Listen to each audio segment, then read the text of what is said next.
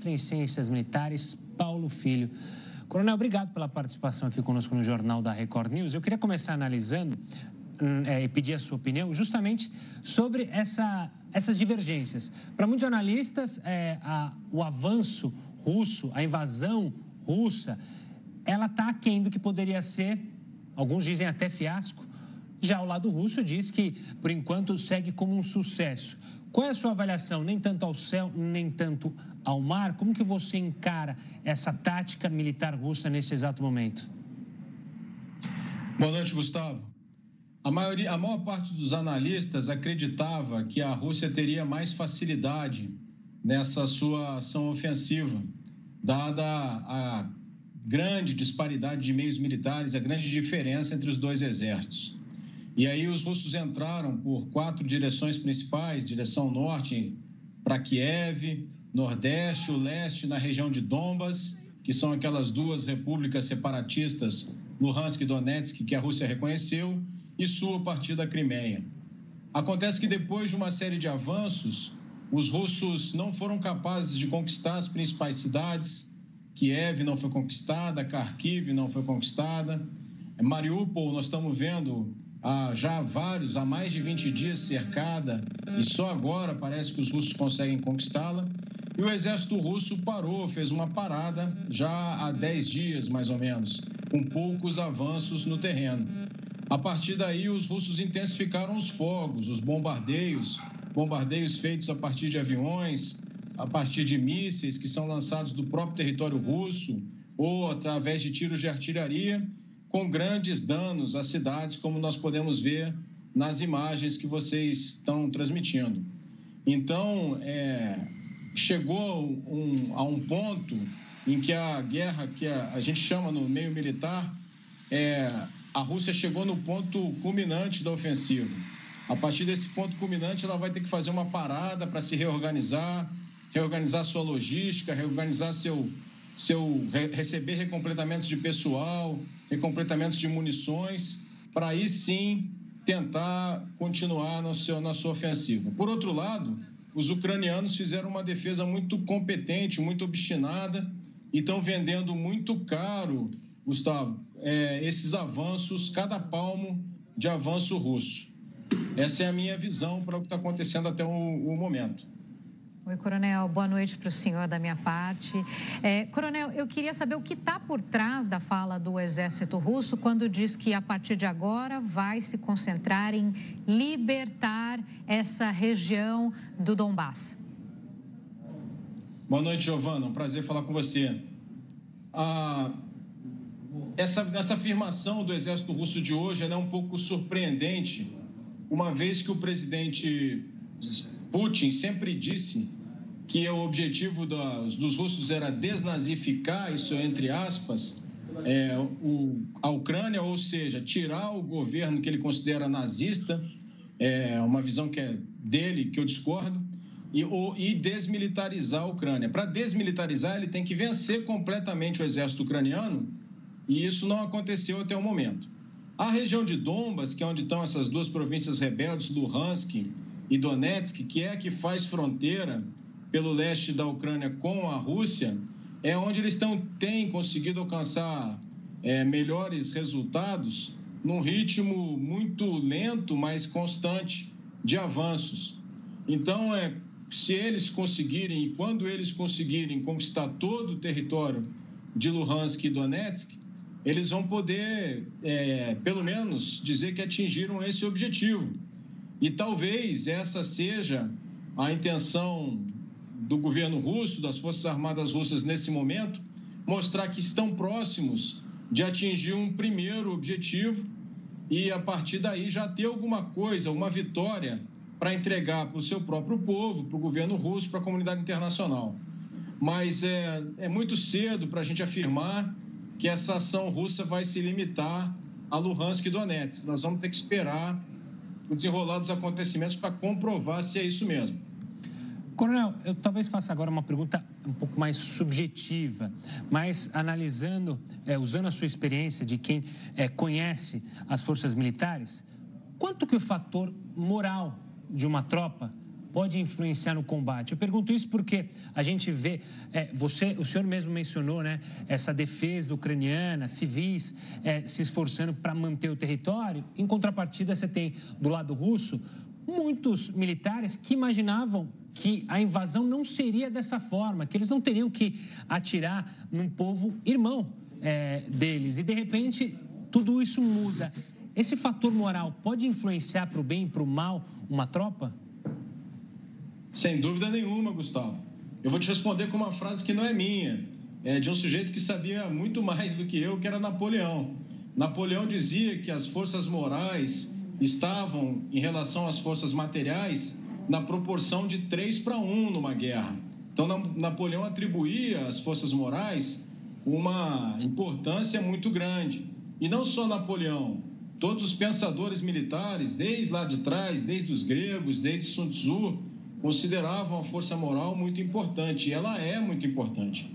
Então, quando você está defendendo o seu próprio país, o exemplo que você deu dos ucranianos, eles estão defendendo as suas casas, aonde eles moram, eles estão vendo as suas famílias tiveram que se deslocar das cidades, ou estão deslocados para locais mais seguros na própria Ucrânia, ou saíram até mesmo do país.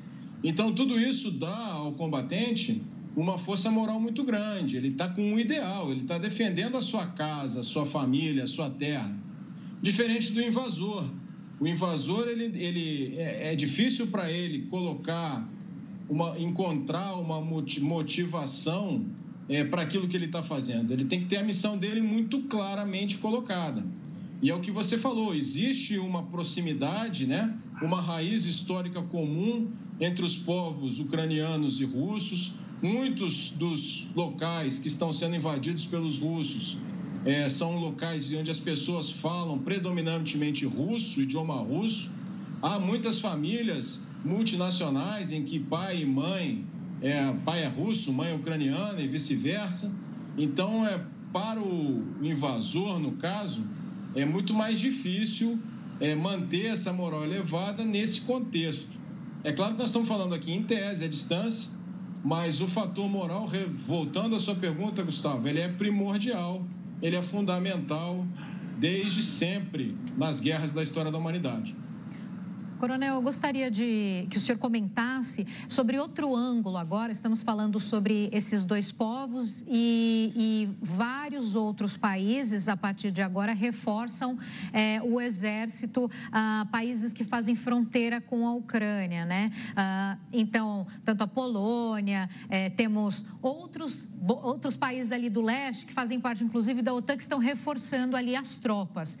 Isso é só uma questão de defesa, de precaução, ou isso pode realmente já indicar, já ter sinais ali que eles já estão estudando que existe uma possibilidade de invasão a médio prazo, a longo prazo? Essa sua pergunta é muito interessante, Giovana, porque ela me permite fazer uma observação a respeito do resultado da guerra no nível político e estratégico para a Rússia. Se nós nos lembrarmos, no dia 7 de novembro de 2019, ou seja, há menos de 3 anos, bem menos de 3 anos, o presidente Macron da França deu uma declaração dizendo que a OTAN estava em morte cerebral. O presidente o presidente Trump exigia que os países europeus, membros da OTAN, investissem 2% do PIB em defesa, coisa que os países europeus não faziam. No primeiro dia da guerra, dia 24 de fevereiro, o comandante do exército alemão foi ao LinkedIn e escreveu uma carta dizendo que ele lamentava, mas o exército alemão não tinha as melhores condições para prestar as ferramentas que o país, a Alemanha, precisava naquele momento para enfrentar uma possível guerra contra a Rússia, porque ele considerava que o exército não estava bem preparado, fruto de um descaso ao longo dos últimos anos da Alemanha com as suas forças armadas. O que nós temos agora no momento? Isso que você se referiu, Giovana. Nós temos a Bulgária, a Romênia, a Hungria e a Eslováquia, países que fazem fronteira com a Ucrânia, recebendo contingentes da OTAN que antes não existiam. Existiam já na Estônia, Letônia, Lituânia e Polônia, e esses contingentes foram reforçados. Você teve uma declaração da Alemanha de que vai investir, vai quase triplicar o investimento em defesa. Polônia quase duplicar o investimento em defesa. Então, você vê a OTAN se preparando, a OTAN reenergizada, graças, motivada, em razão do ataque russo à Ucrânia. Então, no nível político-estratégico, parece que o resultado obtido foi justamente o contrário do que o presidente Putin queria. Ele queria afastar a OTAN e, na verdade, o que está acontecendo é uma OTAN mais próxima do leste europeu, com um novo propósito, com mais investimento, mais concentrada na missão para a qual ela foi criada, que era proteger uma aliança ocidental, à época contra a União Soviética e agora contra a Rússia.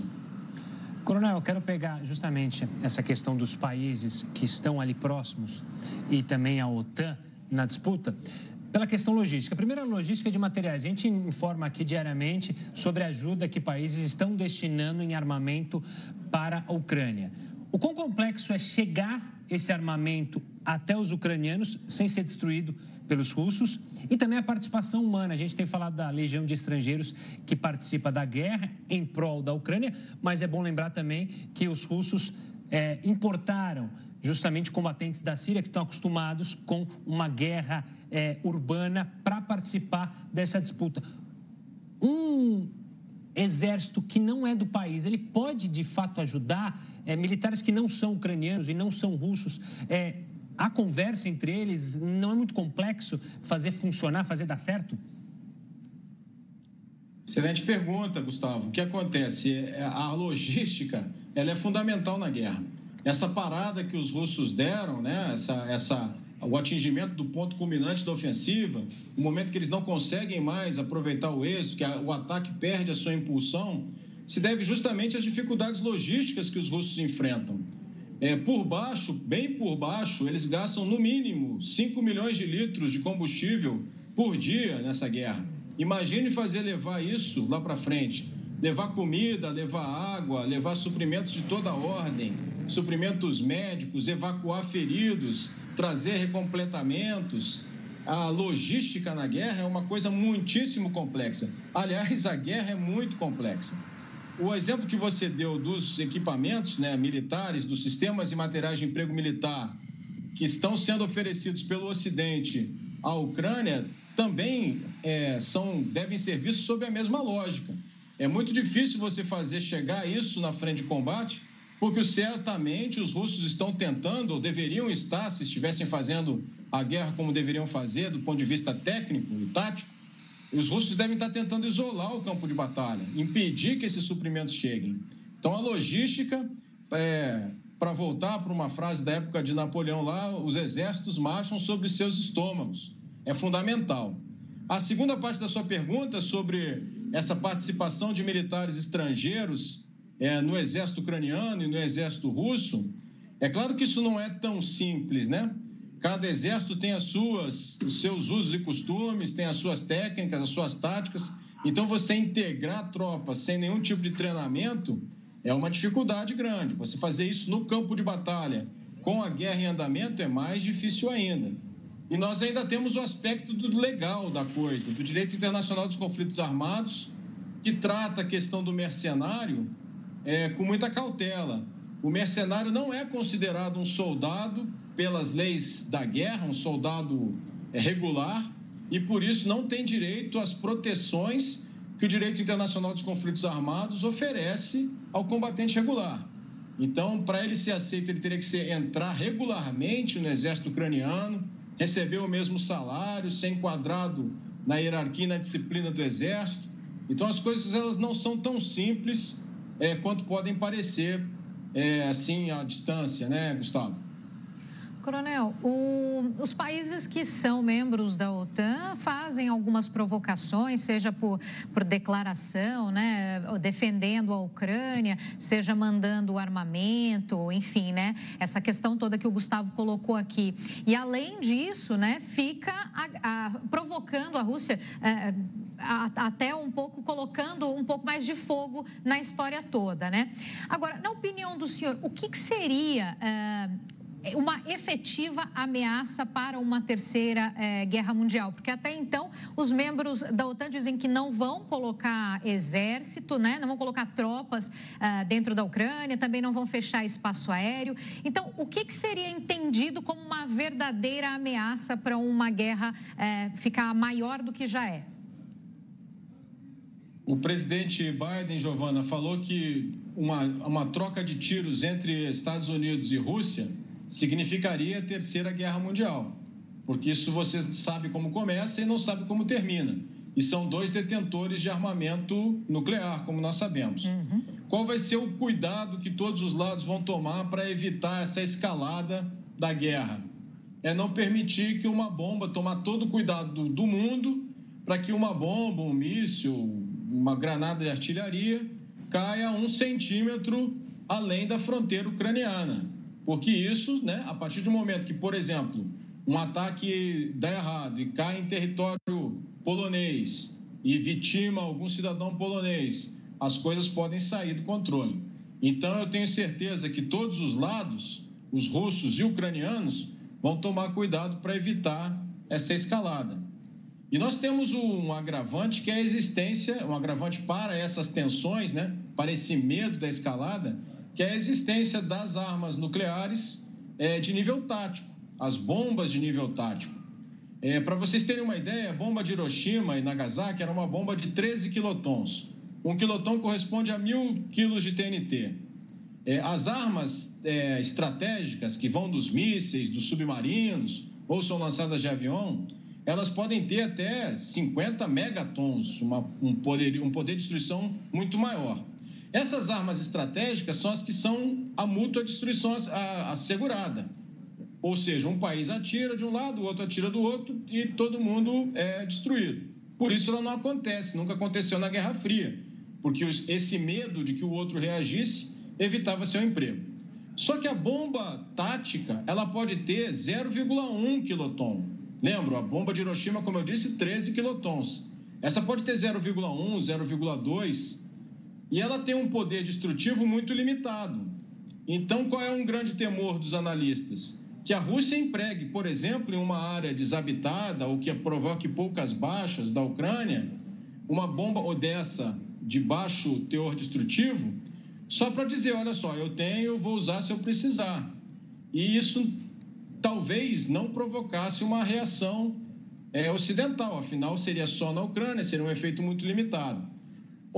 Mas só que isso é dançar à beira do precipício, né, Giovana? Esse é o medo que os analistas têm de uma escalada da guerra quando um dos participantes da guerra é um país como a Rússia, segunda maior potência militar do planeta, maior arsenal nuclear do mundo.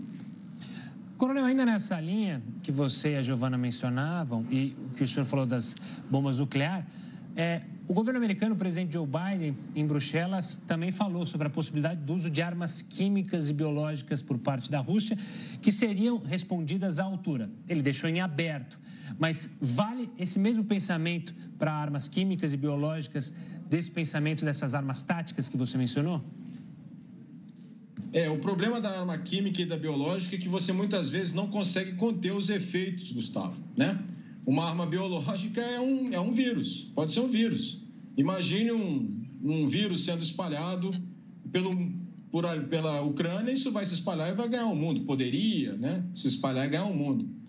Uma arma química tem efeitos mais limitados, mas é uma arma muito desumana, né? Causa muito sofrimento. Então, é impensável, assim, embora exista precedentes, né? Infelizmente, há acusações de que os russos utilizaram esse tipo de armamento em outros lugares, né? Na Síria e talvez na Chechênia, mas não há uma comprovação efetiva, até onde eu sei.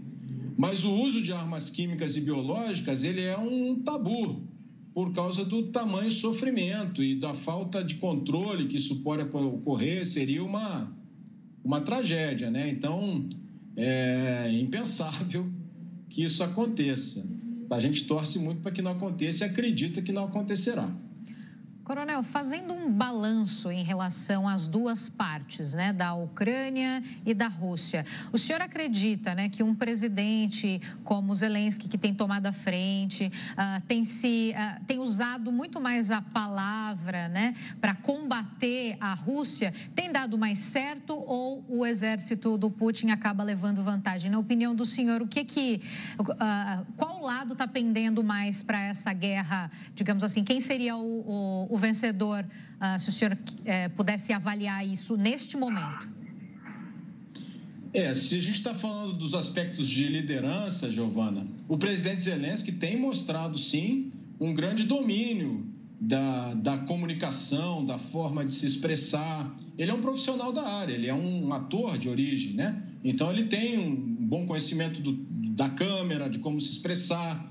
E ele ficou em Kiev. Ele ficou onde está a capital do seu país, ele está enfrentando, está liderando o seu país nesse momento. Então, do ponto de vista da liderança, da maneira de se expressar, um líder ele tem que ser, tem que estar e tem que fazer, é o que a gente fala no Exército, né? Ou seja, ele tem que ser um líder, ele tem que ter atributos de liderança, ele tem que fazer, ele tem que exercer a efetiva liderança, e ele tem que saber fazer, ele tem que conhecer como se faz.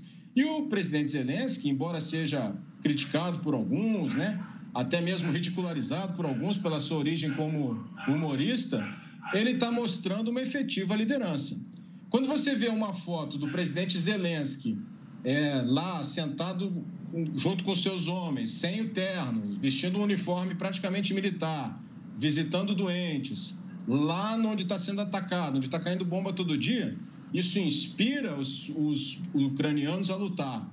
E quando você compara com a foto do presidente Putin, naquela mesa enorme, ele isolado numa ponta e o seu ministro da Defesa lá na pontinha, quase caindo da mesa, são mensagens que são muito diferentes. Eu não estou dizendo que o presidente Putin não está exercendo a liderança, ele deve estar, ele deve ter seus meios. Mas essas imagens que nos chegam mostram, e vocês são profissionais da comunicação, sabem disso muito melhor do que eu, mostram uma imagem bem diferente, que me parece o presidente Zelensky está sabendo aproveitar de uma maneira mais inteligente. O senhor acredita que essas negociações devem avançar daqui para frente, que essa guerra tem aí um horizonte para terminar? Toda guerra um dia termina. O objetivo da guerra é a paz, Giovana.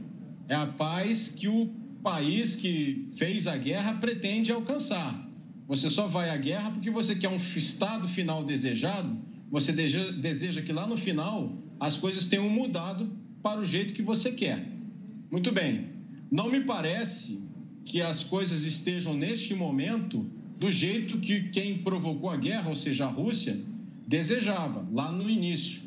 Como eu falei, ele tinha duas palavras que representavam o que ele queria: desnazificação, que eu interpreto como a retirada do governo, do presidente Zelensky do poder, isso não aconteceu, isso não está perto de acontecer, e desmilitarização, que é retirar completamente a capacidade combativa do exército ucraniano. Isso também não aconteceu. Então, se os russos buscarem um acordo de paz nesse momento, eles vão buscar sem terem atingido os seus objetivos. Aí nós temos que avaliar, e nós não temos todas as ferramentas nesse momento, para ver se se o presidente Putin está disposto a pagar esse preço político, de encerrar a guerra sem ter atingido os seus objetivos. Afinal, ele vai ter que justificar para o seu povo as mortes, os gastos, as sanções econômicas que as pessoas estão sofrendo. As pessoas não assistem mais... Assim, parece um exemplo bobo, né? Mas o russo não tem mais Netflix, não tem mais McDonald's, não tem mais Coca-Cola, não tem mais uma série de coisas. O cartão de crédito dele com a bandeira Visa e Mastercard não funciona mais. Então, isso tudo tem um custo político muito grande. E se o povo assumir esse custo, é porque ele tem que enxergar um ganho lá na frente. Se esse ganho não aconteceu, ele não vai entender esse custo e ele vai cobrar do presidente Putin isso aí. Então, para responder, Giovana, objetivamente, eu acho, infelizmente, que nós não estamos perto do fim da guerra. Por quê? Porque a Rússia, que provocou a guerra, está longe de alcançar os seus objetivos políticos neste momento. Essa é a minha interpretação. Coronel, foi um prazer recebê-lo aqui, te ouvir e trazer essas análises sobre a disputa militar que ocorre, infelizmente, ainda lá na Ucrânia. Um forte abraço e até uma próxima, Coronel. O prazer foi meu, Gustavo, Giovana. Muito obrigado. Obrigada, boa noite.